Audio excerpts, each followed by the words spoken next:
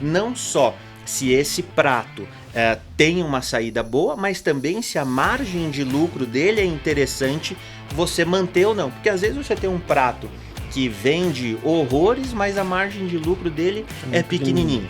Então, vale a pena eu deixar esse prato? Então, são vários os estudos que você tem que fazer. Talvez os principais 3 aí para começar a analisar esse, né? O seu histórico de venda, conversar com o seu colaborador e aí depois partir para algo mais técnico, colocando isso dentro de uma, por exemplo, matriz BCG. Aí. E na matriz BCG a gente quebra em 4 quadrantes, né? Isso.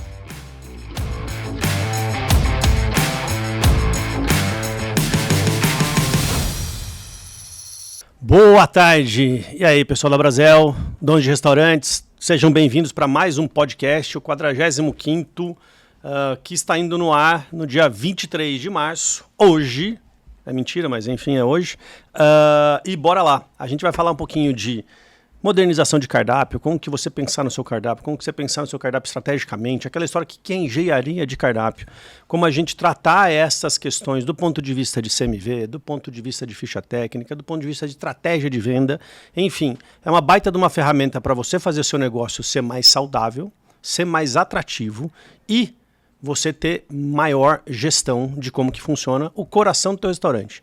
Então, para falar sobre isso, queria trazer o Henrique, Messiano que fala? Messiano. Henrique Mourão Messiano. Cara, se você participou de algum Brasil Sabor, Bar em Bar, provavelmente ele já foi jurado, então se a nota foi ruim, a culpa é dele, se foi boa é da Brasel. Mas ele, cara, é consultor, fez gastronomia no Senac, cara, tem pós na PUC, dá aula aqui na PUC, né? Dá aula também. Fica no bate-volta São Paulo. Toda semana vai e volta. E, cara, hoje o foco principal é consultoria, aula e consultoria. Isso, eu tenho essa empresa de consultoria. Bom, antes de mais nada, né? Pô, seja bem-vindo, já começamos a conversa, é verdade. Bom, boa tarde a todos aí, bom dia, boa tarde, boa noite. Muito obrigado pelo convite, muito feliz aí de estar presente aí mais uma vez junto à Brasel. E aí é isso, exatamente, né? Eu tenho essa empresa de consultoria já há mais de 20 anos. E também leciono em universidade, atualmente somente na PUC Campinas. Legal. E aí eu fico São Paulo e aqui rodando o Brasil inteiro, atendendo a clientes aí. Legal, depois eu vou pedir para você contar um pouquinho de como que funciona. Na hora que eu vi que você faz uma assessoria para quem vai abrir, para quem já está no meio do caminho, para quem tem que fazer uma reformulação, depois eu quero que você conte um pouquinho como que funciona ajudar nesse assunto os donos de bares e restaurantes. Né? Com certeza. Mas vamos entrar para o assunto direto que é, cara, cardápio é uma arte. Sim. Cozinhar mais ainda. E, cara, botar na cabeça do dono, principalmente do chefe, que é uma arte baseada em número, é mais difícil. Sim. Então a gente, cara, vamos falar um pouco aí de gestão de cardápio. Como que se traduz esse bicho para o dono? Não só uma lista de preço, imagino eu.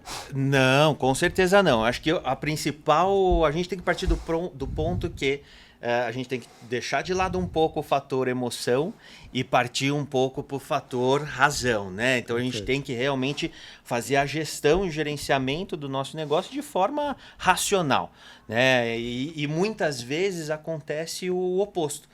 Né, a pessoa aquele prato que eu gosto. Exatamente. Né? Pô, eu faço super bem esse prato, todo mundo elogia, vou colocar, eu adoro. Pô, mas será que o meu cliente gosta daquilo que eu estou servindo?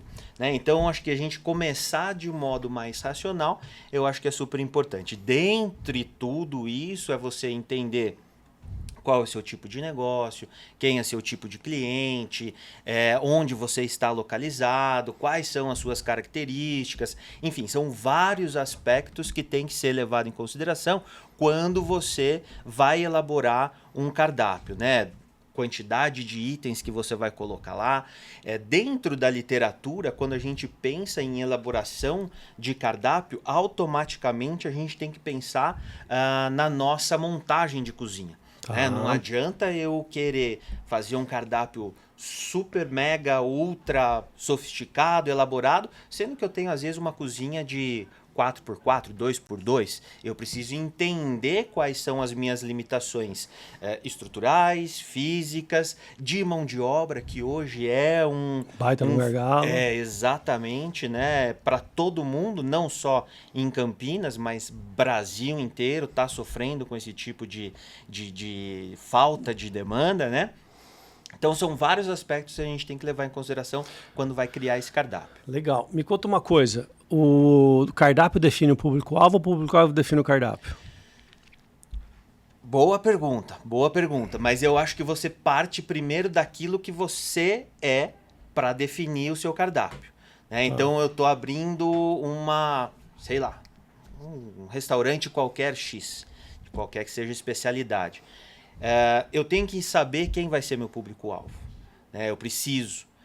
E aí, a partir desse conhecimento, eu faço a definição do meu cardápio. Não adianta eu querer, raras as exceções, não adianta eu querer fazer o inverso, né? Eu preciso... Então, de maneira geral, eu vou pensar aquilo que, cara, que eu tenho expertise ou que, cara, eu tenho uma familiaridade. Então, vou construir uma cantina italiana. Perfeito. Aí, beleza. Aí eu vou descobrir se aonde eu estou vendo, o lugar que eu tenho meu restaurante, cara, se eu consigo atrair essa clientela. Isso. Então, vou dar um exemplo aqui. Você está na periferia montar uma cantina italiana, vai ser mais difícil você estar num bairro nobre montar uma cantina italiana. Sim.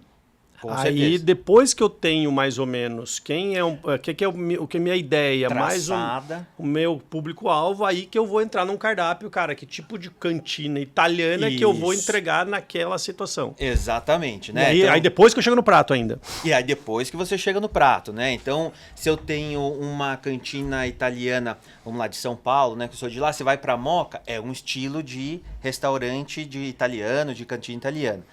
Você vai para um osteria, é outro tipo de comidas italianas, né? Então, são públicos diferentes com características, ideias e concepções diferentes do mesmo tipo de Então, por exemplo, você comida está lá no italiana. JK, você vai fazer uma cantina italiana mais cara de bistrô do que você tiver no Bexiga, que vai ser Com certeza. super italianão, assim. Exatamente. E aí entra em outros assuntos, né? A gente está falando da concepção do restaurante, e aí entra na questão, por exemplo, de toda a imagem do seu restaurante, né? Então, na cantina lá no Bexiga, a minha toalha vai ser aquela xadrezinha vermelha, verde, e no JK vai ser algo totalmente diferente, né? Então, a gente tem que entender que são vários os aspectos que têm que ser abordados e não somente eu gosto, eu sei, tem outros aspectos aí para a gente levantar também. Legal, bacana.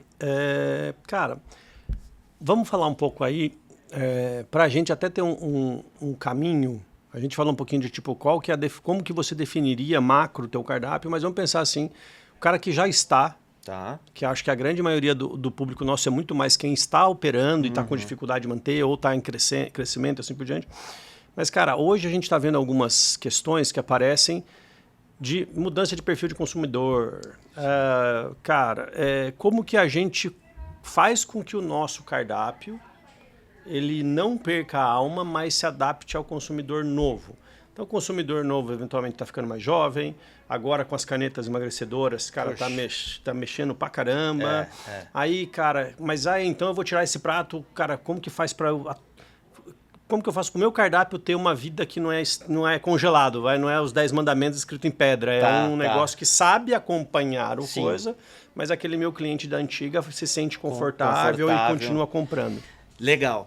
E aí é muito engraçado, né? Você tocou num ponto que é super atual e que está fazendo assim, estrago nos restaurantes, a mudança, né, do pensamento, que é a tal das canetas aí emagrecedoras, né? Então hoje já existem alguns estabelecimentos, esses mais antenados aí em São Paulo, que ele tem o mesmo prato, só que em porção reduzida.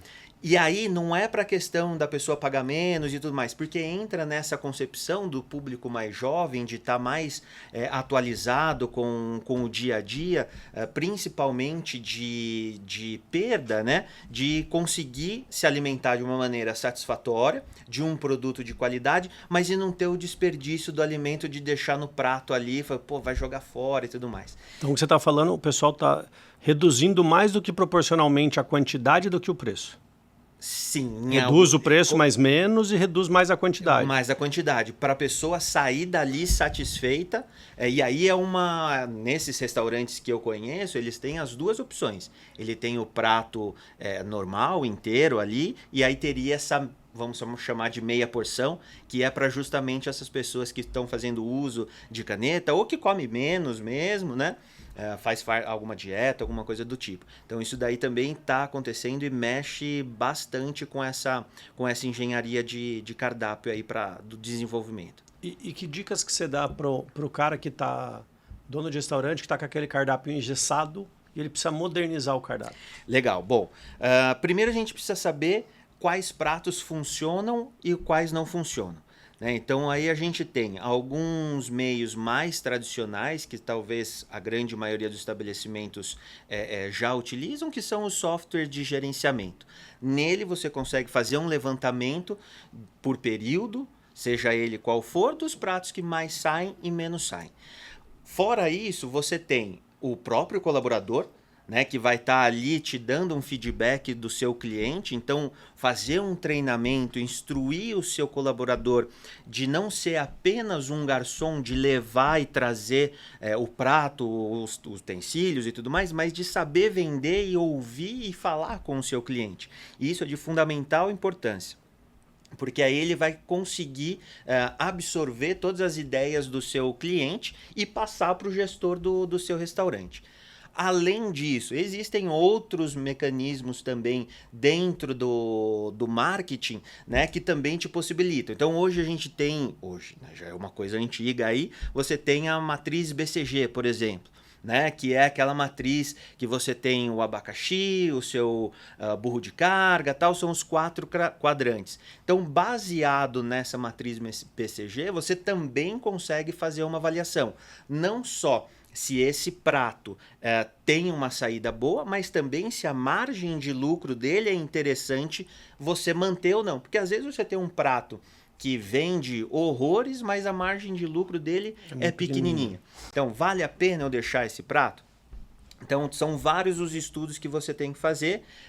Talvez os principais 3 aí para começar a analisar é esse, né? O seu histórico de venda, conversar com o seu colaborador e aí depois partir para algo mais técnico, colocando isso dentro de uma, por exemplo, matriz BCG. Aí. E na matriz BCG a gente quebra em 4 quadrantes, né? Isso. Aí você tem um quadrante, cara, que me traz pouca margem e me traz poucas vendas. Isso, que é aquele... cara que, puta, arranca do teu menu, porque... Isso. Mas tem o tiozinho que toda quinta-feira ele vem e come aquele. Cara, dá 2, 3 vezes um prato diferente para ele experimentar e arranca do cardápio, porque só ele que compra aquele negócio. Exatamente. Aí você tem o prato com poucas vendas, mas margens boas. Isso. Que aí o intuito desse prato é, cara, melhora a quantidade de vendas. Isso. Então... comunica melhor ele, ensina, dá um prêmio para tua brigada vender mais aquele prato. Perfeito. Bota a foto deste prato no cardápio. Visualizar ele com mais facilidade, né? Cara, é a sugestão do dia. Vamos, cara, brigada. Se a gente vender tantos da sugestão do dia, vai ter uma Coca-Cola no final.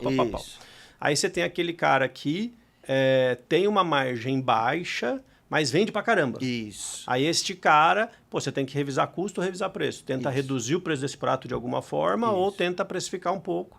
E aí, quando você precificar um pouquinho melhor, a tendência é cair um pouco as vendas pela necessidade de preço. E aí você tem os estrelas lá, que é tipo, vende pra caramba e margem lá em cima arrebenta. também. Esse é o especial do dia, todo santo dia. Exato. É o sonho de todo mundo só ter estrela, né? Mas não tem não funciona desse jeito. E aí é você entender, então, onde cada prato entra dentro desse quadrante e quais ações eu devo tomar com cada um desses pratos. né? Às vezes é só, no caso daquele prato que me vende bastante, mas dá uma margem pequena, é estudar aquele prato de novo e falar, bom, que tipo de mudança eu posso fazer aqui sem alterar a qualidade, sem alterar a característica desse prato e que ele passe a partir dessa mudança a me gerar uma margem de lucratividade maior. Né? E aí você consegue jogar ele lá pro estrela também. Então é uma coisa que vai muito além de ser algo, tô vendendo, então tô indo bem. Né? Eu gosto, os clientes gostam, então tá bom. Você precisa fazer uma análise mais aprofundada do seu negócio e fazer esse gerenciamento com mais sabedoria, né? Isso é importantíssimo. Não, legal, legal. E a gente acaba falando muito no à la carte, né, no prato, porque é a grande... Não é o tipo de restaurante que mais existe no Brasil, que o que mais existe é aquilo, mas se acaba tendo... Uma pizza é uma à la carte, Sim. um risoto é uma à la carte. Então, você acaba a hora que você junta todo mundo, tirando o rodízio, self-service, cara, acho que o resto é quase que tudo. Isso. Um hambúrguer é um à la carte, entre aspas. Né? Quando a gente vai, e agora a pergunta é mais cascuda, quando a gente vai para um quilão, para um self-service, ou até para um preço fixo que a pessoa se autosserve, como que a gente consegue pensar nessa modernização? Legal. O brasileiro, primeiro, ele vai muito dos olhos, né? Ali. Ele não vai comer nem um terço que tá ali. Desculpa, bota os bi lá. É uma merda você ir no quilo bom, com fome, cara. Que hora que você chega no final, que chega a parte boa, aí o você prato já tá lotado. Cheio. É uma bosta. Mas o cara quer ver tudo aquilo, né? Tenho tudo isso à disposição. Ele vai sempre comer, na grande maioria das vezes... Ele não vai sair do arroz e feijão que todo dia ele come. Por mais que tenha diferentes tipos de prato.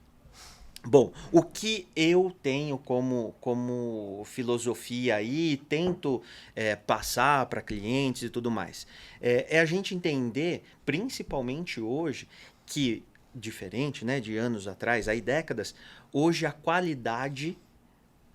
preza muito mais do que a variedade. Antigamente eu tenho 70 itens isso, no meu negócio. Era a sua forma de propaganda, né? Eu tenho 70 e venha conhecer, tal. Puta, todo mundo ia por conta disso. Nossa, mesa de saladas com mais de não sei quanto. Isso, exatamente. Hoje não, porque o público mudou também. Né? Há décadas atrás, o cara queria fartura. Hoje o público ele tá mais conhecedor, né? Hoje, com todos esses programas de gastronomia que tem, com todas essas informações, reality shows e YouTube com chefes ensinando tudo, a pessoa tá mais conhecedora daquilo que ela gosta, daquilo que ela come, e aí ela passa a ser mais exigente também com os seus restaurantes. E aí entra essa questão, menos variedade e mais qualidade. Obviamente que tem um limite. Você falou que o público está evoluindo. E o dono de restaurante de buffet? Olha, está evoluindo na mesma da mesma proporção? Deveria. Tá. Porque ele precisa conhecer quem é o seu cliente e aquilo que ele está procurando. Né? Se ele não tiver essa percepção, ele em pouco tempo ele vai sofrer. Né? Por mais que ele, eu tenho anos, eu sei do que eu faço e tudo mais, durante um certo período, isso é levado em consideração, é aquela questão da, como é que fala? Do porto seguro do seu cliente. Eu vou lá porque eu sei, vou comer. Mas, gente, tá abrindo outros, estão entrando players aí no mercado, vindo mais modernos, com outras novidades, com outros pensamentos e filosofias. E se esse dono mais antigo não abrir o olho para isso que está vindo agora, mais cedo ou mais tarde ele vai... O cliente vai experimentar alguma coisa que vai estar mais alinhada com o cara, e o cara fala, mas agora... E aí, da noite pro dia, esse cliente mudou de restaurante. E é assim mesmo, né? Eu gostei, conheci um outro, da noite pro dia passa a ser o meu favorito e acaba ficando meio escanteado aí o antigo. A gente, dono de restaurante, fica com essa tristeza no coração. Eu sei. Cara, e legal. Então a gente falou um pouco aí de buffet, que, cara, no final das contas, se eu tenho um cardápio à la carte com 70 itens, eu tenho um buffet com 70 tipos de comida, é a mesma coisa. Aquela comida sai, não sai, faz sentido, tá? Isso. Cara, ela gera o desejo do cliente de comer aquele negócio ou não, cara, e aí a partir daí ver margem para ver se faz sentido ou não tirar aquele prato. Sim. No buffet, a gente consegue fazer essa mesma análise que a gente faz, por exemplo, margem de prato versus volume de vendas e entender como que a gente trabalha esse cara? Consegue, dá para você fazer também utilizando sistema, utilizando o seu colaborador para avaliar e, consequentemente, no buffet ainda mais, utilizando as medições da volta final do seu almoço. Né? Então, é super importante e pouquíssimos, assim, a gente... Olha, sei lá, menos de 5%, assim, sendo bem otimista, dos restaurantes por quilo pesam a volta. E é de fundamental importância você pesar a volta. Se você não pesar a volta, você não sabe quanto custou aquele dia. Né? Exatamente. Até para você conseguir estabelecer o preço de venda do seu quilo. Né? Você precisa saber o quanto produz, quanto você vendeu, o número de venda. É uma equação que envolve, né? Quanto produz, quanto vendeu, e aí você sabe através da sobra, quantas pessoas giraram no seu estabelecimento, e aí você consegue fazer, inclusive, a precificação do seu preço de quilo, que é muito mais difícil, muito mais complexo, no sentido de que, se eu pegar aqui essa taça de amendoim aqui, eu sei quantas gramas tem, quanto eu paguei o quilo para... Tá aqui o preço dele. No quilo não é tão assim. Então, às vezes, você coloca lá o quilo R$ 89,90. E aí, você não está cobrindo todos os seus custos e tudo mais. Você precisa ser muito mais. O que você está me dizendo, então, e aí pegando um pouco do que eu já conversei com o dono de restaurante de quilo, que, cara, para eu ter, principalmente, se eu quiser saber uma estratégia de precificação e custeio bom de 1 quilo, eu preciso... E ainda mais se eu tiver, na segunda-feira tem um pouco mais disso, na terça-feira tem um pouco mais daquilo. Então eu teria que ter diariamente sabendo o que está me trazendo resultado. Sim. Então eu vou ter que levar esses quilos, essa quantidade em peso para minha mesa. Então eu vou levar 2 GN de arroz que pesam tanto. Isso. Se eu colocar mais uma GN de arroz que pesa mais tanto, eu vou somar naquele dia. Isso. E na hora que termina, eu vou devolver meia GN de arroz. Peso essa meia de GN. Perfeito. Tinham ido 3. Quanto que custou de arroz? 2,5 kg de arroz. Isso. Somo tudo isso. Isso. Então somo todas essas diferenças e entrou 10 pessoas. Então eu sei que foi 250 gramas de arroz para cada cliente no custo total. E aí, vezes o custo de produzir o arroz. Perfeito, matou. É isso aí. Então você tem que fazer tudo isso com todas as suas opções ali. Aí você chega numa média de custo por pessoa do seu quilo. E aí, através dessa média de custo por pessoa, você consegue colocar... R$ 89,90 dividido... E aí eu sei quantas vezes deu o prato, ou o custo dividido pelo R$ 89,90 chega no CMV do prato. Exatamente, é isso aí. Legal. Cara, aí tem uma questão, né? Porque para fazer esse controle, teoricamente tem que ter alguém lá... Foi mais uma bandeja, foi outra bandeja, foi não sei o quê, porque você tem toda a reposição que está acontecendo, né? Sim. De grande Fica caro pro cara do quilo ter essa pessoa fazendo isso, né? Então, assim, de grande parte dos alimentos que estão ali, e aí entra a questão, pensando em restaurante que já está funcionando, ele já tem um histórico de venda. Ele sabe... quantas pessoas vão entrar em média diariamente no seu estabelecimento. A partir daí, a cozinha também já consegue dimensionar quanto ela vai produzir. Então, arroz, dificilmente ela vai cozinhar mais ao longo do dia. Já está pronto. Né? Então, a maioria dos pratos já estão prontos. Então, ela já faz essa pesagem de tudo antes que sai. E aí depois ela só faz a volta. Ela não precisa ficar mandando pro buffet. Não, porque ela faz já... no back ali. Isso. No back, cara, eu produzi 10 quilos... Vou lá. No back, eu produzi 3,5 kg de arroz. Isso. Foi para lá. Na hora que eu voltou meio quilo, eu sei que eu usei 3 tá lá, já foi consumido. E aí, tirando... Legal, porque acompanhar a reposição não é necessário do ponto de vista de custeio. É necessário para você ver que está faltando, acabou o feijão, que a gente está esperando o feijão. Exatamente. Mas anotar, não precisa, eu posso fazer lá atrás. Já faz antes, Legal. E aí talvez só no caso, por exemplo, eu faço um grelhado à la minuta. Então aí é uma coisa que é momento a momento. Aí você já faz também um pedido de estoque, colocou ali na sua gaveta ali 5 quilos de filé de contra. Então aí depois eu peso só esse daí também. Então, pesa o final da gaveta e está resolvido. Legal. E aí a gente já está entrando um pouco, eu quis pegar até o quilo, porque a gente acaba sempre falando de um tipo de custeio, de ficha técnica, de tal, que é fácil para quem está na la carte. E a turma do quilo sempre fala, pô, mas a gente fica de lado. E na realidade, a técnica de como fazer é diferente, mas o fazer é o mesmo. Que, cara, tem que chegar no quanto custou aquele cliente, a comida daquele cliente, para eu saber se meu preço tá legal, se eu estou precificando bem, né? É isso aí. Cara, e aí tem algumas coisas que eu queria falar contigo de ficha técnica e precificação. Legal. E eu vou já para a precificação. Muita gente eu ainda vejo hoje fazendo o preço do prato conforme a ficha técnica. Por exemplo, aquela regra do 3. Você gasta R$10, se você vender por menos de 30, você vai ter dificuldade de fazer. Apurado, né? Quando apurado. Se realmente o 30 é o que acontece na prática. Aí a gente tem meu concorrente cobra 35, eu vou vender por 34. Como que você vê precificações e essa gestão de custo e precificação inteligente funcionando legal? Legal. Primeiro que a gente tem que entender que já quem faz essa questão de precificação multiplicando por 3, já meio que tá... O 3 não existe mais há um bom tempo. Há um bom tempo, né? Por que era essa questão, né? Que era o 30% de CMV, junto ali com os outros 30% de custos gerais e 30% seria de lucro. Que hoje a gente sabe que já não funciona mais dessa maneira. Bom, partindo então do princípio que ele já faz a precificação de forma mais correta, cada um tem um custo.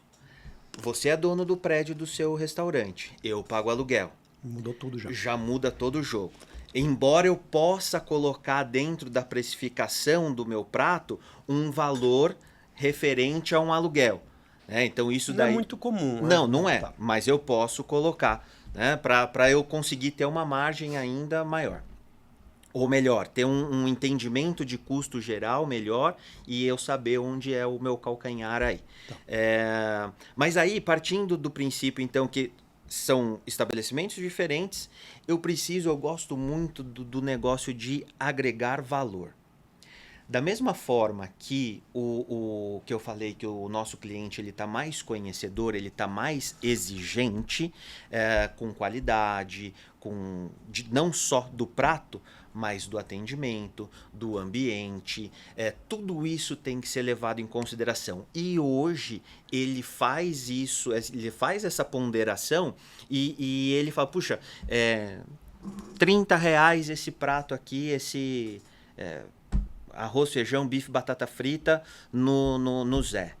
Pô, mas 35, o mesmo arroz, feijão, bife, batata frita no Luizinho lá. Já foi bastante, hoje obviamente o preço ainda ele é levado em consideração, mas nesse 35 eu tenho um ambiente climatizado, eu tenho um atendimento mais personalizado, mais dedicado, eu tenho a minha mesa mais limpa, eu tenho um toalete limpo, cheiroso, tudo isso é levado em consideração quando o cliente vai fazer a escolha. Mesmo que seja um almoço do dia a dia, aquele almoço executivo do trabalho, ele leva em consideração todas esses aspectos dentro do seu restaurante, né? Então não dá mais para a gente fazer a precificação só baseado no que o meu concorrente faz. Porque senão a gente entra numa espiral aí que acaba prostituindo o mercado. Porque se você baixou, ele vai baixar. E aí você vai baixar de novo. E aí vai chegar num momento, num mínimo lá, que os dois estão afogando, porque não tem margem nenhuma e tá cada um brigando pelo aquele cliente lá, que não é da forma mais saudável para a visão do empreendedor brigar dessa maneira. Eu tenho que me brigar sendo melhor do que ele, não abaixando o meu preço mais do que o dele. Então eu preciso identificar por que eles preferem ir no seu restaurante e não no meu. Se a gente é vizinho, serve mais ou menos a mesma coisa e tal.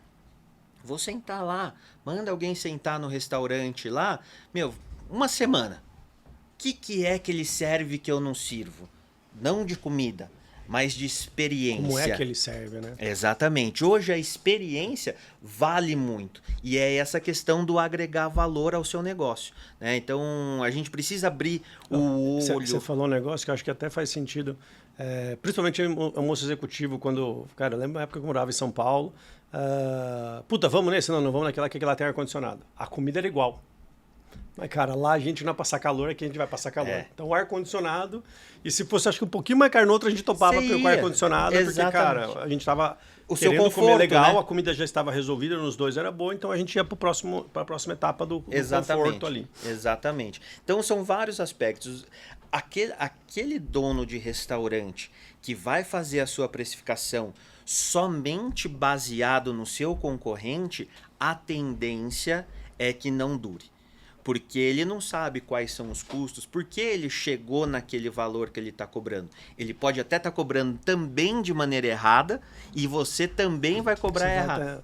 Entrou na fila e não sabe para que é a fila. Exatamente. Né? E aí vamos falar um negócio. A gente está falando de precificação de concorrente e tem também a precificação pelo ponto de vista lá de interno, que eu falei, cara, o cara dá 3 vezes aí quando sabe calcular. Eu acho que tem 2 coisas aí que eu queria perguntar. A primeira eu fiz a minha precificação do meu CMV teórico, uma teoria na prática é completamente diferente. Aonde que, cara, você vê que mais o cliente erra o cliente, não, o dono de restaurante erra essa conta. Eu fiz a conta bonitinho, porcionei, blá, blá, blá, e desenhei um prato teórico de CMV de 30%. E lá na frente, na realidade, está dando 40%, ele nem está percebendo. Aonde que dá essa variação? Onde que ele perde esse negócio? Bom, pode ser desde uma mudança de produto. Então, eu pagava 10 o quilo do arroz e passou a 12, mudei de marca, por alguma razão esse produto aumentou, então aí consequentemente muda o meu CMV. Um gargalo bem grande dentro de uma cozinha, falando de à la carte, é o não porcionamento bem fiel daquilo lá. Né? Então é aquela sobrinha de risoto que você fez, dava para fazer 1,5 prato com aquele risoto que sobrou. Né? Então se você, 1 prato, não vai ser nada. Mas, quantos pratos você vende num dia, na semana, no mês, que tem essas sobrinhas? Isso daí faz elevar o seu CMV lá em cima. Porque você calculou com 100 gramas, só que você está fazendo ele com 150. Então, você já começou estourado.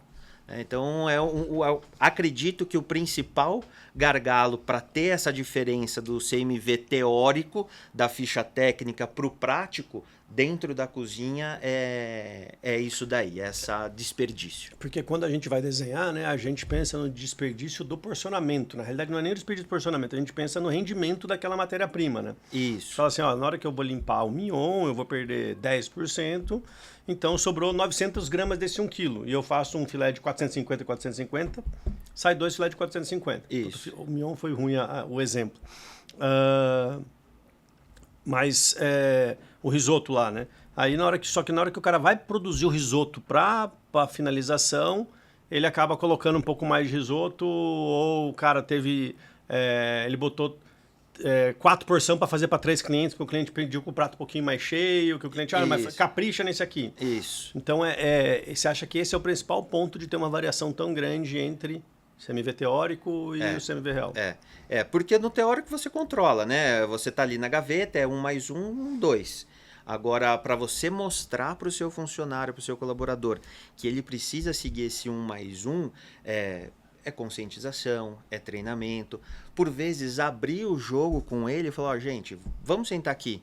Vocês acham que eu tô nadando em dinheiro, que é fácil? Vou mostrar para vocês o custo desse prato assim, e o custo desse mesmo prato, vocês fazendo com essa colherada a mais aí, muda totalmente. E aí mostra a cadeia, porque não é só o custo do prato. Aí tem o custo do prato, aí vai entrar o custo do cartão, o custo de tudo. Aquela margem que era de 20, 30, caiu para 15, 10. Entendeu? Então por vezes tem que abrir o jogo com o seu funcionário. Porque acontece bastante, né? Do cara falar, patrão tá chegando aí, só anda de carrão, foi viajar, não sei o que, ele tá milionário e tal. E não é essa, muitas vezes, a realidade do dono. Muitas vezes não, né? Muitas vezes essa não é a realidade, né?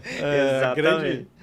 Cara, para quem está vendo a gente, mais de 80% do nosso setor é pequeno empresário e o próprio empresário é o funcionário do próprio negócio dele. Sim. E ele paga primeiro o salário da equipe dele para depois ver se sobra para ele. Esse é o mercado.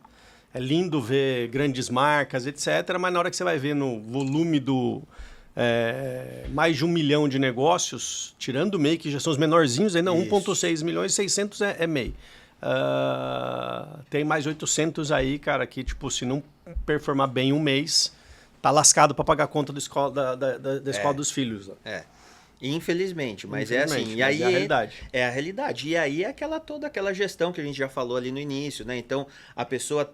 E aí esse erro é super comum, né? A pessoa não coloca o Prolabore dele como na folha de pagamento. Ele espera ver se vai sobrar e aí já começa aquela bola de neve, porque ele vai abrir a caixa registradora, puta, preciso pagar R$100 do boleto. Ele vai tirar da caixa registradora. Dançou. Aí já a visão do tipo, esse mês foi bom ou não foi bom, ele já não foi sabe mais. Espaço. Exatamente. Então, a gestão profissional é de fundamental importância hoje, né? Hoje, o número de concorrentes, o número de opções, o gestor precisa ser profissional. Porque se ele não for, já foi o tempo de que dava para levar. As margens eram grandes, você conseguia errar, né? Exatamente. Henrique, deixa eu perguntar uma coisa para você, cara. Lá no Benedito, a gente tem uma premissa.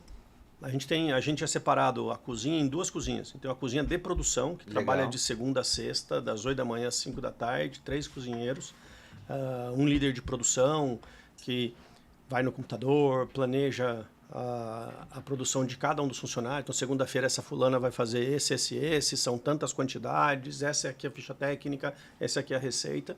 Então, a gente projeta tudo, até sexta-feira o que vai acontecer, e todo dia ele senta com a turma, ó, tá ok, sabe o que fazer, etc. E tem a cozinha de finalização, que é a galera que eu falo que entra no jogo. Sim. Já tá tudo pronto, pré-pronto, eles montam a praça, levantam a praça, sabe lá o planograma, o que tem de cada coisa. Então, quarta-feira eu tenho que ter 20 medalhão na minha gaveta. Ou, cara, na sexta-feira tem que ter 40. E aí tal. A gente lá, cara, o que a gente usa de saco de porcionamento é um caralho, velho. De novo, bota a censura aí de novo. Mas, cara, qual que é a premissa nossa lá? Por que eu estava contando isso? Porque tudo que a gente consegue transformar de porção 1 para 1, a gente faz. Mesmo gastando um cacete de saco. Esse é um conselho que você dá para... Onde que eu estou errando e o que eu preciso melhorar? É isso aí. Quanto mais você porcionar o seu prato... O trabalho, para não ter lá o cara ir lá e deu uma colherada a mais. Isso. Né, a gente brinca, né? Eu tenho alguns clientes aí que a gente tem os cozinheiros e tal. Quando você vai montar o prato, a gente brinca. Fala, é o seu pai, é a sua mãe que tá comendo ali, que você dá aquele choro a mais, né? Então, assim, não sei lá, gasto R$1.000 em saquinho de porcionar. Com certeza absoluta, você ia gastar muito mais nessa rebarbinha, nessa sobra, nesse gargalo. Mas com certeza você ia gastar muito mais. E aí é interessante esse sistema que você usa lá, que por sinal, excelente, o Benedito, de ter uma equipe que só vai fazer isso. Porque aí ela não precisa, quem está finalizando, ela não precisa se preocupar em pegar quanto já está tudo na mão. Então, o seu sistema de preparação é mais rápido, o seu cliente vai esperar menos tempo na mesa, ele vai consumir o prato, vai consumir o vinho, a tendência é que ele saia mais rápido, por mais que seja um restaurante que vai demandar uma horinha ali na mesa, tomar o vinho, mas ele vai sair mais rápido, porque não demorou para chegar o prato dele. Você não tem praticamente zero seu desperdício, e você consegue fazer um turno de um pessoal ali, então você não começa a não ter problema de escala de trabalho. A principal questão nossa foi que todo mundo era cozinheiro de jogar o jogo. Só que o cara tinha que vir mais cedo, porque ele tinha que preparar a manteiga de ervas, ele tinha que pré-cozir para fazer o cozimento do risoto, ele tinha que ajudar a limpar a carne. Uhum. E aí a gente começou com o mignon, que é a carne que a gente mais usa lá. Não, peraí, então não faz sentido eu ter o mesmo cara gastando 2 horas no dia para fazer a limpeza para depois ficar até de noite com intervalo no meio. Isso. Então vamos botar alguém só para cuidar da carne. pra Aí, cuidar. pô, depois vamos... E aí a gente foi separando tudo. E você consegue ter um controle muito maior, né? Porque se o mignon foi mal limpo, você sabe quem foi. Você vai ali já na raiz do seu problema. Então você consegue instruir melhor o seu colaborador, né? Treinar melhor esse colaborador. Então a prática leva à perfeição. Os 10 primeiras peças de mignon, talvez ele coma um pouquinho mais. Mas depois, a segunda, terceira caixa que ele já limpou, só tá o filezinho ali bonitão. Então você vai diminuindo inconscientemente, você vai diminuindo desperdícios que vai refletir lá na frente para você. E um ponto que eu acho que a gente está falando de pré-produção, que eu acho que tem muito, principalmente a gente começou com aquele assunto do puta, tá difícil de contratar gente, que é uma questão... a gente via muito, cara, o almoço de sexta-feira explodiu.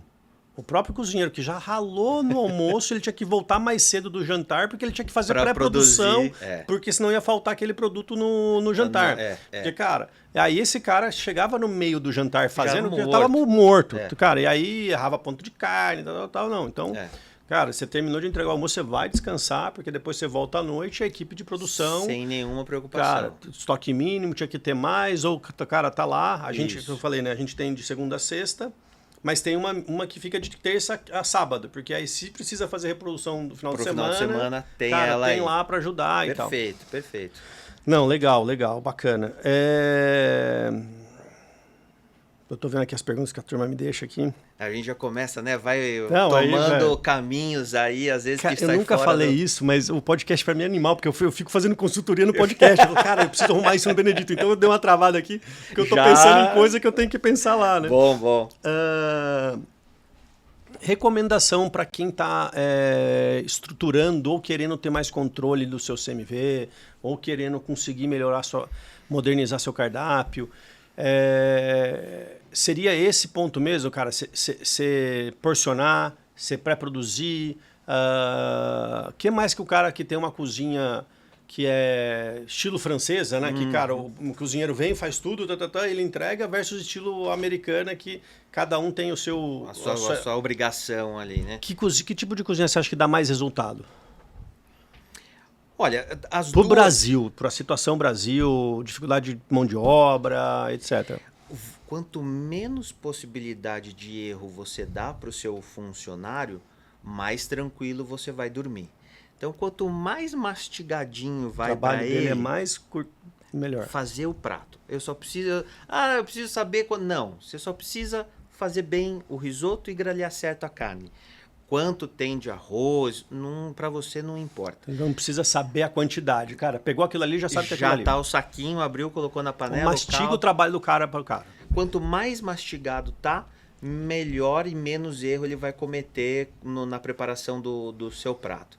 Então, pensando dessa maneira, essa linha de restaurante mais afrancesada aí, que é tudo porcionadinho, eu acho que minimiza os erros aí lá na frente. Tá, legal. Deixa eu perguntar uma outra coisa também, que aí é um ponto que eu acho que faz sentido. Porque quando a gente pega lá, então eu vou fazer um saquinho que tem lá o risoto, eu vou fazer uma peça de mignon, eu vou fazer um saquinho que tem X gramas de carne moída que vai fazer o mignon moído que vai fazer o tartar, enfim, lá. Ou até o cara da pizza. Eu vi outro dia uma pizzaria, mussarela é caro pra caramba com pizza, né? Sim. Então, tipo assim, ele não deixa a mãozada do pizzaiolo. Ele tem, cara, um saquinho que o pizzaiolo rasga o saquinho e joga a quantidade de parmesão. E eu lembro da época de mussarela, né? E eu lembro da época que eu ia ver as pizzarias, era... Pô, eu gosto de ser... E jogava mais. Só que tem coisa que não dá pra gente colocar no saquinho. Por exemplo, a manteiga. Como que a gente gerencia essa... No momento dos 45 do segundo tempo lá, esse tipo de quantificação, para não errar tanto? Você pode utilizar utensílios medidores. Potização. Isso. Então aí você vai colocar aquilo lá. Essa seria a maneira mais assertiva. Que é até mais prática do que ficar abrindo saquinho em alguns casos. Exatamente. Uma outra maneira, e aí a gente pode fazer uma análise mais macro, bom, eu identifico quais são os principais insumos e os insumos mais caros para fazer os pratos daquele cardápio. Vou porcionar tudo aquilo lá. Não tenho condição de fazer essa potização, deixo a manteiga para esse segundo momento, e aí eu faço um treinamento, uma conscientização, e aí entra também um pouco da própria experiência do seu colaborador ali, que ele sabe, vou fazer um risoto, meia colherzinha, uma colherzinha, não preciso colocar 3, 4 colheres. Então entra um pouco disso daí também. Mas a melhor maneira como eu já falou, é deixar tudo mastigado. Essa castanha aqui tem uma colher medidora de X gramas. Isso. Então tem 30 gramas. Eu pego lá, passo lá, tem 30 gramas. O outro prato não é 45, é 2 de 30. Então a receita do outro prato tem que ser nesse mínimo múltiplo, para você facilitar, para o cara não precisar achando quanto que é meia colher. Isso. E aí, consequentemente, você entra numa padronização. Então, é a mesma coisa do saquinho, só que sem ser saquinho. E aí entra na padronização para o cliente. Né? Hoje eu vim, a mesma quantidade, o sabor e tudo mais, amanhã, daqui 2 meses.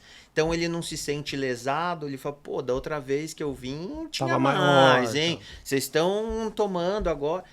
Então você entra nessa padronização para o seu cliente, que também é muito bom, porque traz segurança para ele. Ele sabe que indo lá, ele vai sempre comer a mesma coisa, e aí entra a questão do McDonald's. Perfeito. Aqui no Brasil, na Argentina, na China, para onde você for, o Big Mac é Big Mac. Né? Então, só para a gente trazer um pouco aí, e que nem eu falei, né, ajudar a IA a montar o material. O ideal para você fazer esse controle no final é você ter algum tipo de medidor, pote, colher de medição, que você vai usar ela para aquele produto. Então a manteiga eu sempre uso, na menor receita é 10 gramas.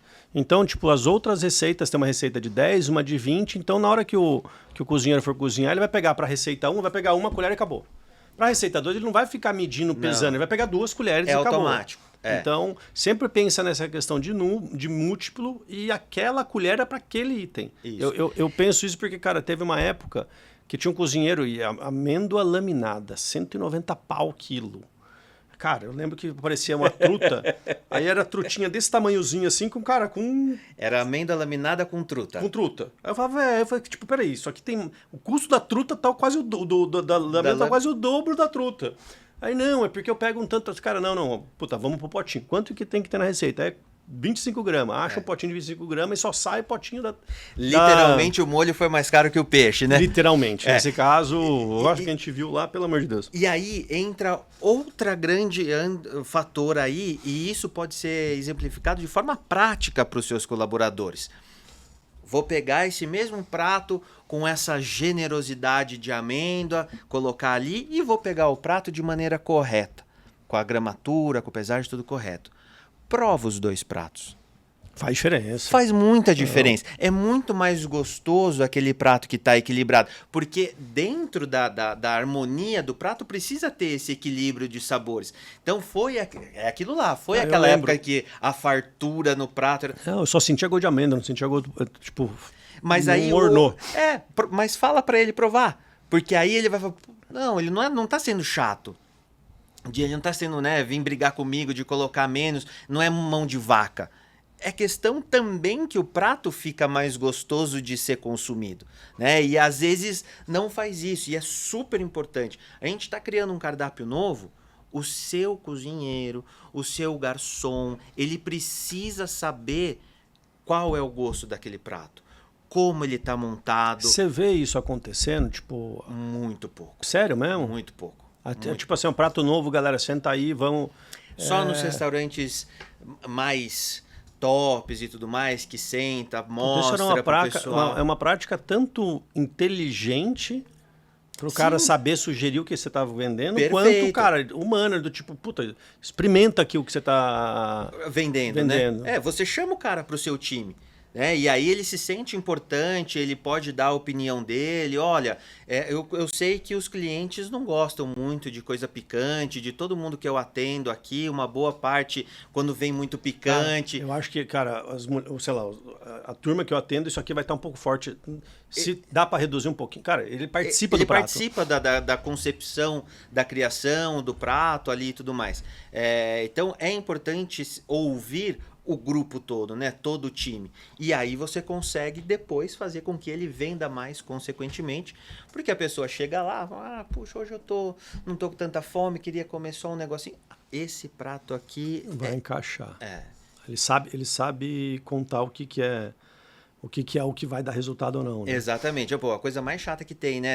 E com certeza todo mundo já passou por isso. Você pergunta o que é, ele fala, espera só um pouquinho que eu vou até a cozinha perguntar lá pro chefe como é que faz, o que é, o que tem. Se ele já sabe, ele perde o tempo, não perde o tempo de ir até lá e tal. Então, tudo a gente tem que pensar em todos os detalhes. É difícil, mas tem. Maravilha. Lucas, eu comi bola aqui, fera. Eu tenho mais. Tá acabando e tem mais um terço da conversa aqui. Empolguei aqui no negócio. Mas vamos passar rapidão. Decisão feliz, com base. Assim que é bom. Pô, não, tem algumas coisas que ele até pegou. Eu achei que já tava no final. Eu falei, não, tem mais um terço aqui das perguntas que o Lucas coloca aqui pra mim. Cara, mas ele tá falando de cardápio, de estruturação de mise en place, cara, de pré-preparo, porcionamento. Cara, tem uma coisa que, putz, pra mim começou a cair a ficha que é muito importante, que é pensar fluxo de cozinha. E normalmente, quando a gente monta um restaurante, a gente acaba montando aquilo que dá. Sim. Principalmente se for uma casa reformada, você não está construindo do zero, tô pensando naquele cara independente e tal. Que aí a câmara fria tá lá do outro lado, no meio do caminho tá a pia. Cara, vou dar um exemplo do Benedito. A câmara fria tá de um lado, a pia tá no meio do caminho e depois chega, porque é a casa que ele conseguiu fazer. Sim. Quão importante cara, peraí, volta, repensa seu fluxo ou pensa seu fluxo antes de começar. Isso. Para conseguir ter uma organização, uma gestão de cozinha.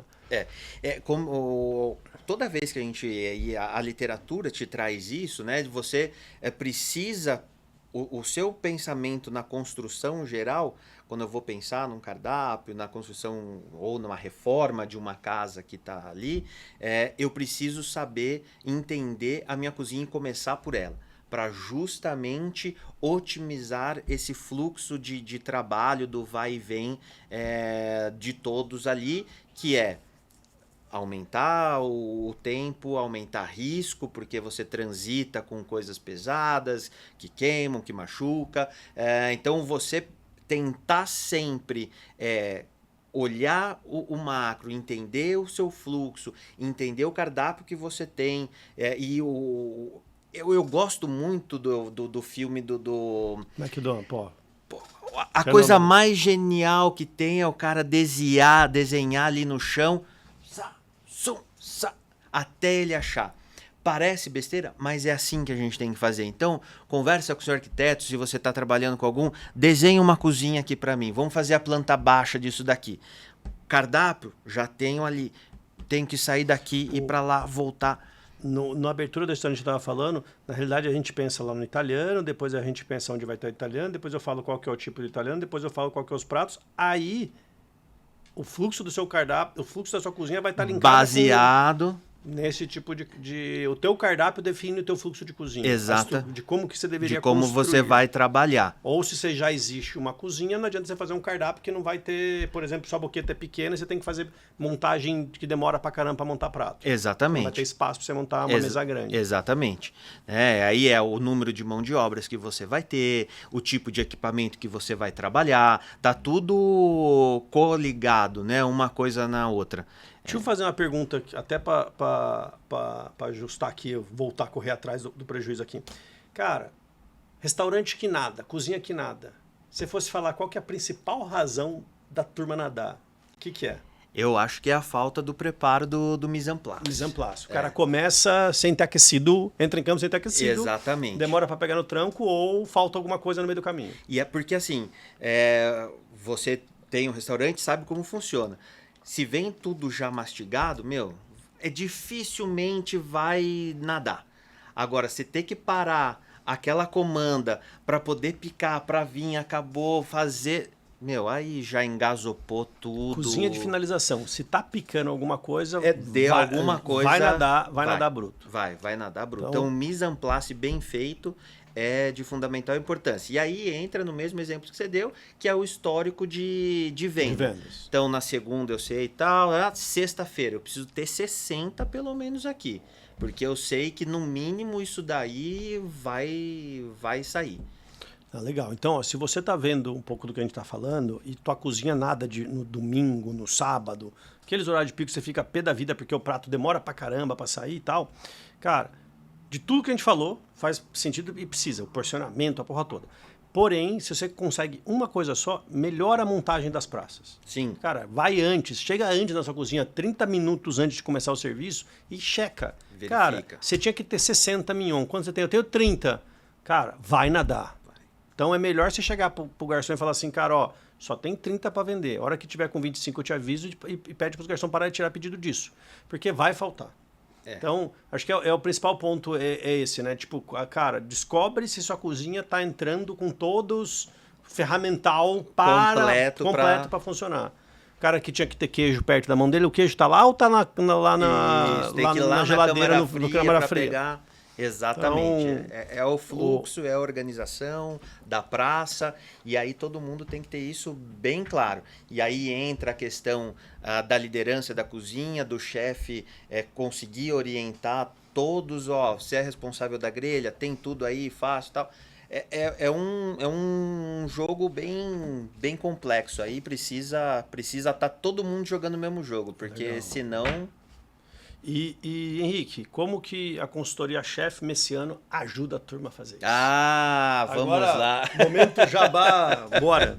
Legal. Você faz esse tipo de trabalho como consultoria para a turma, né? Exatamente. Tanto para aqueles que já atuam, já têm o seu estabelecimento, como para aqueles que vão inaugurar o seu estabelecimento. Seja ele qual for, né? Então eu já tenho clientes desde café, buffet infantil, hotel, motel, restaurantes, hamburgueria, pizzaria, supermercado. Legal. É algo bem amplo. E aí, dentro de todas as ações que podem ser feitas, então a pessoa está inaugurando.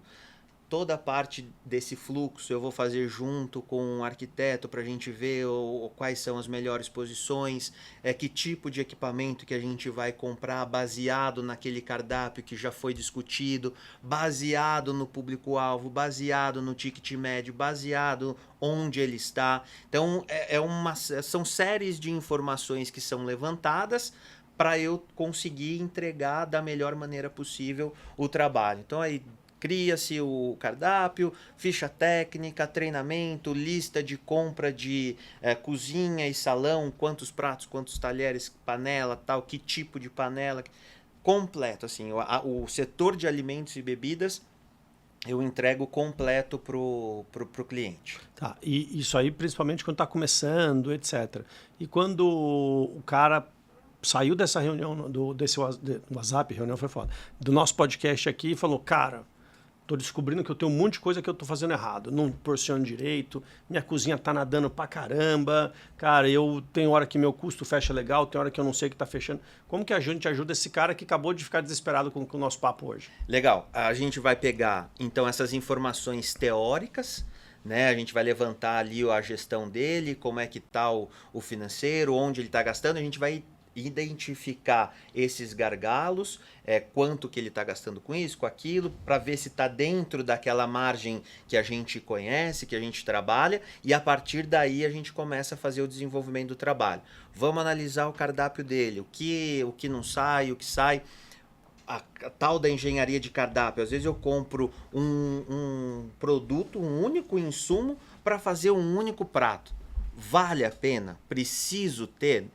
Vou deixar de fazer esse prato, eu vou economizar, vai sobrar espaço no meu estoque, tudo acaba ficando muito mais fácil. Então a gente faz todo esse estudo e aí a gente remodela esse cardápio baseado novamente em todo o histórico dele, o que ele é, a identidade que ele criou e tal. E aí, obviamente, diferente daquele restaurante que está abrindo, a gente tem um certo tempo para poder treinar, implantar, arrumar a casa desde o começo. O cara que está funcionando, a gente vai ter que estar ali, trocando pneu com o carro em movimento. Mas dá para fazer e não é a primeira vez, né? Na grande maioria das vezes acaba acontecendo. Esse é o caso mesmo. E, cara, para quem está nos escutando, ficou interessado, como que te acha? Tem o meu site. Vai estar aí embaixo aí. Chefe Messiano. chefemessianoconsultoria.com.br. Messiano vai estar nos com 2 comentários, Cs. Messiano com 2 Cs. No redes sociais, você usa, tem Instagram? Não tem. Agora eu que vou pegar a consultoria. Precisa ter. Não, hoje em dia porra, é fundamental, né? Você utilizar das ferramentas de comunicação aí, você precisa ter. E já tô na falha aí, já ficou feio para mim. Mas tá lá, mas tem o site, aí tem um formulário, entra em contato. Tem um formulário, exatamente, contato, então, telefone. Chefe Messiano com 2 Cs, consultoria.com.br. É isso aí. Cara, legal, bacana. Antes de ir para os finalmente, deixa eu achar aqui que eu preciso passar de recado para vocês. Cara, hoje é dia 26. 23. Então, daqui 8 dias, 31 de março, a gente vai ter no dia 31 de março, o 31º encontro de negócios. Com a Tatiane, a gente vai falar sobre gestão de pessoas. Então, cara, começamos o assunto aqui sobre isso, você precisa entender, tem o Rafa do Steakhouse, que, cara, trabalha junto com a Tati para melhorar a performance de equipe, envolvimento da equipe, que técnicas e o que você pode fazer para que a sua equipe entenda a importância do trabalho dela e fala assim, cara, faz sentido eu fazer isso aqui, eu vou cair de cabeça, eu entendo a importância do que eu faço, então eu vou me comprometer. Você aprender a fazer isso, porque, cara, grande parte da mão de obra está em você que não está preparado para fazer isso. Você acha que assim, paga o salário, o cara que se vira. Isso aí não existe mais, já é outro mundo. Então você também tem que se preparar como gestor de pessoas, se preparar como um líder para você ter uma boa equipe. A tua equipe é reflexo seu. E se você ainda acha que pode melhorar, que é muito positivo e eu recomendo, cara, o 31º encontro de negócios é um puta de um caminho para você. Se você não é associado da Brasel, vai botar a mão no bolso. Quanto custa para ir para o encontro de negócios?